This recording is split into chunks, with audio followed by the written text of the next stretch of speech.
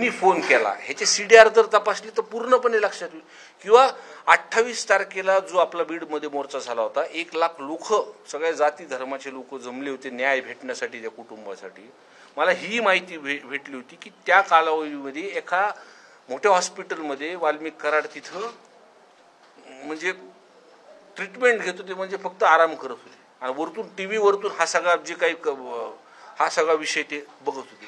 मग त्या कालावधीमध्ये कोण त्यांना भेटलं किंवा कोणत्या माणसांनी त्यांना ॲडमिट केलं, कोण भेटून गेलं, इतके दिवस त्यांना काय संरक्षण दिलं त्या प्रकरणामध्ये, कोण, हा तपास कोणत्या दिशेने चालू आहे. मी वारंवार हा विषय बोलतोय. मी एकीकडे म्हणतोय ना की काही लोक अटक झाली, पण दुसरीकडं म्हणजे जे आता ते त्या संदर्भातलं आमदार म्हणून मी पत्र दिलेलं आहे की या हॉस्पिटल किंवा पुण्यामध्ये अजून काही हॉस्पिटल असतील, कुठं ॲडमिट ते होते, कुणी केलं होतं, कोण भेटायला आलं होतं, आणि त्या कालावधीमध्ये जी ही घटना घडली त्याच्यावरती जे CDR रिपोर्ट तपासून ज्यांनी कुणी वरतून दबाव टाकलेल्या अधिकाऱ्यांनी हे CDR तपासले तर समोर समोर लक्षात येईल.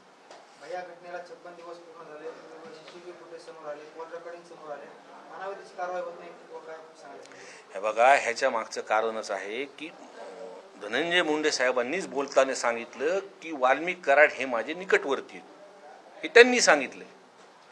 एक मंत्री म्हणून निश्चितपणे त्यांना संरक्षण भेटतं आहे हे आपल्याला दिसून होतं. ज्या पद्धतीने वाल्मिक कराड हे सरेंडर झाले, तुम्ही अटक झाल्यानंतर तपासामध्ये त्यांच्या हातातले गोरे गमजे हे पोलिसांनी का काढले नाहीत, हे तुमच्या मीडियाच्या समोर सुद्धा हा विषय आलेला आहे. मग कुठंतरी त्यांना VIP ट्रीटमेंट त्या संदर्भात दिली जाते ना. जो कोणी फरार आहे, जे कोणी, तुम्ही हा पण प्रश्न विचारला की ते अजून का अटक झालं नाही, तर माझी शंका आहे त्याच्यामध्ये की जी पूर्वी परिस्थितीमध्ये त्या ठिकाणी जे घडलेलं आहे मला वाटत नाही ते सापडतील.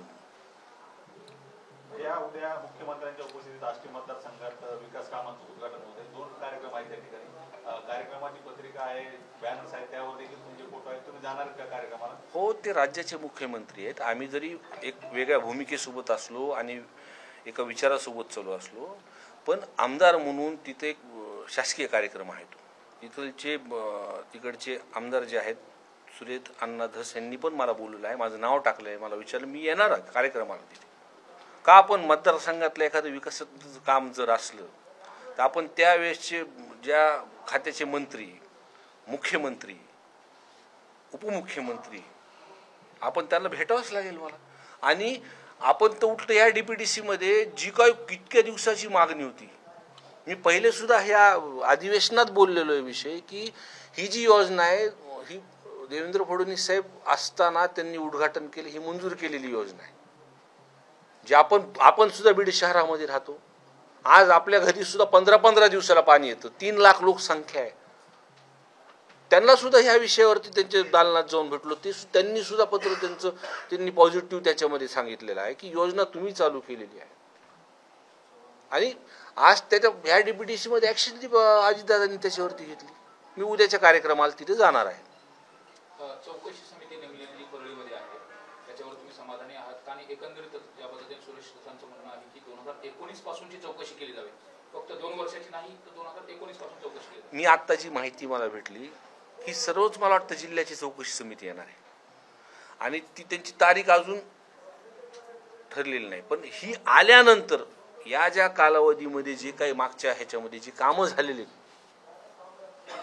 ते ज्या पद्धतीने चौकशी करतात, किंवा मी माझ्या मतदारसंघामध्ये सुद्धा ज्या कामामध्ये जी खालीवर झाले, ज्या चुकीच्या पद्धतीने अधिकारी तिथं वागलेले, त्याचे सुद्धा मी पत्र या समितीला मी तिथं देणार आहे. आणि ते काय चौकशी करतात ह्याच्याकडे सगळ्यांचं लक्ष आहे. मात्र असं वाटतंय का की